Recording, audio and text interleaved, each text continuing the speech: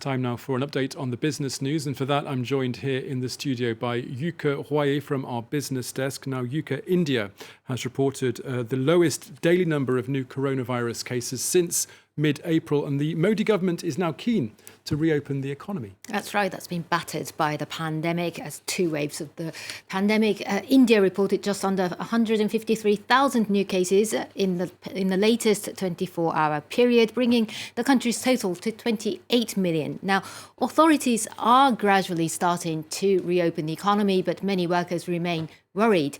Employees at a Renault Nissan factory are going on strike. Shirley Sitbon takes a closer look at the impact of the pandemic on the Indian economy. At least 12 million people work in India's garment industry, but the COVID pandemic has badly hit the sector. Global brands have rerouted orders to India's competitors in neighboring countries. The hosiery hub of Ludhiana has seen export production drop 35%. हमारे जो buyers हैं वो लोगों को एक ऐसा confidence नहीं आ रहा कि जो ये उनको ऑर्डर देने का टाइम है, अगर वो हमें ऑर्डर्स देंगे पूरा तो उनका माल सप्लाई होगा पूरा, उनको ऑर्डर्स टाइम पे मिल जाएंगे, ये एक उनको डाउट हो रहा है. There is also a lack of workers, with many being infected. The government has authorized industrial sites to reopen in Delhi as infection numbers decrease. Meanwhile, automakers who are allowed to remain open have faced protests over working conditions, which unions said failed to abide by COVID restrictions. Some plants were shut down over the past week. Others remained open, like Renault Nissan, but faced a strike on Monday. The shortage in workers and various restrictions have disrupted work in many sectors, including agriculture.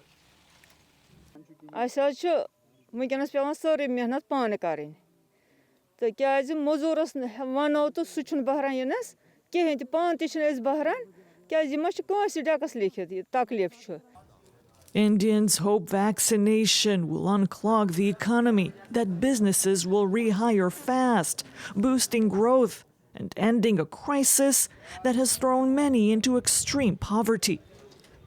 Shirley Sitbon reporting there. Now, Indian authorities are also ramping up the production of vaccines for domestic use. That's right. That's so important in India right now, isn't it? The government says that 120 million doses of COVID vaccines will be available for its population in June, a significant jump from May when fewer than 80 million were available. The Serum Institute of India will boost production of the AstraZeneca jabs to 90 million a month from the current 65 million, according to Reuters. India has administered about 212 million doses so far, but only 3% of its 1.35 billion people have been fully vaccinated. Meanwhile, Yuka, China has reimposed travel restrictions in the country's south following a surge in infections there. Well, new rules are coming into effect on Monday night in China's Guangdong province, bordering Hong Kong. It's a major economic hub where most electronics factories are located. The capital city, Guangzhou, is one of China's largest business centers with more than 15 million inhabitants. New measures mean people coming in and out of the city by public transport must present a negative COVID test result. Travel restrictions also apply to people leaving the province. The decision was made after 20 new cases were confirmed in the area. A very small number, but Chinese authorities were alarmed that they were local transmissions of the Indian variant.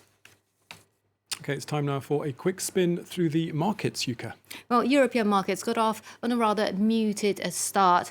Paris's CAC 40 opened flat as France's economy minister Bruno Le Maire announced that the country's deficit would stand at 9.4% of GDP this year. Markets in the UK are closed for the spring bank holiday.